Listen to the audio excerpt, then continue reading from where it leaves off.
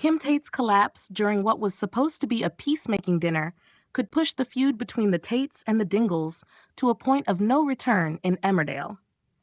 Next week, Kim Tate heads to the Dingle household with the intention of making amends and trying to rebuild a bridge with the family.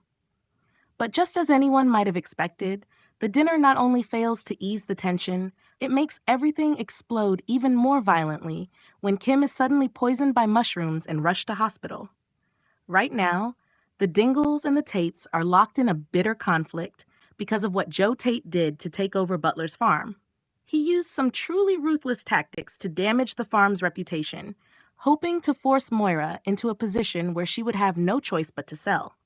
On Moira's side, the decision to leave Butler's did not come only from the pressure of the business, but also from the shock of learning about Cain's cancer diagnosis.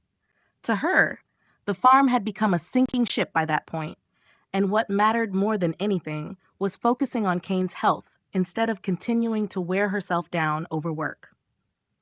After that upheaval, Cain and his two sons moved out of Butler's and into Wishingwell, while Robert Sugden was appointed as the farm's new tenant.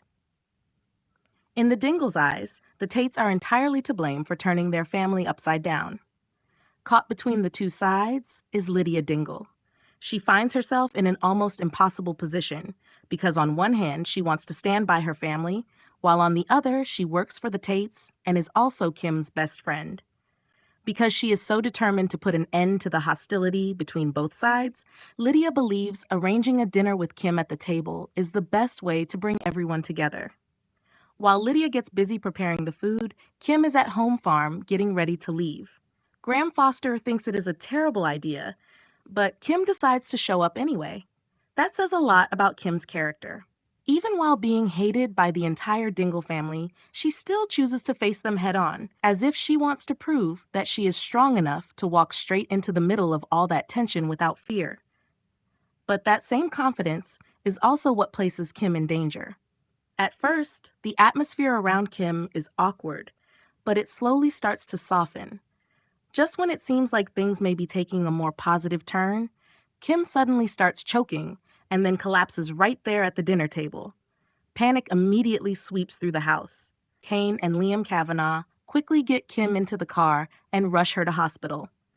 While the Dingles begin turning on each other with suspicion, Graham discovers at the hospital that Kim's symptoms strongly match mushroom poisoning. When everyone involved gathers in the back room of the Woolpack, Cain and Caleb Milligan are almost at each other's throats. At that moment, Graham arrives and reveals that the doctors suspect the mushrooms were responsible. Instantly, all eyes turn to Sam Dingle. Not wanting to take the blame, Sam immediately points out that Cain was the one who told him where to go foraging for the mushrooms, and then raises a chilling question. Was it deliberate because Cain wanted Kim dead? That one accusation is enough to make the already suffocating atmosphere turn even more dangerous, because from that point on, this is no longer just a dinner gone wrong, but a case where anyone could be the suspect. At the hospital, Joe rushes to Kim's side, but Kim's response is icy. She quickly accuses him of shedding nothing but crocodile tears. Annoyed by the accusation, Joe insists that he had nothing to do with the poisoning. This detail makes it clear that Kim no longer trusts anyone. When someone like Kim, who is usually the one in control of every situation, is now lying in a hospital bed looking at everyone around her with suspicion, it says a great deal about the loneliness and insecurity she is facing. This development will likely drive an even deeper wedge between the two families, because no matter who is responsible, the fact that Kim was poisoned at the Dingles' dinner table is enough to send every suspicion spiraling in the worst possible direction.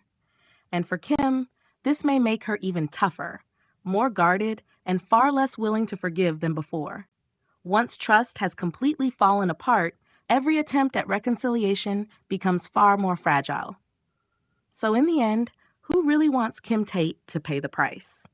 If you want to keep following the most intense developments in Emmerdale, don't forget to subscribe to the channel so you do not miss the next videos.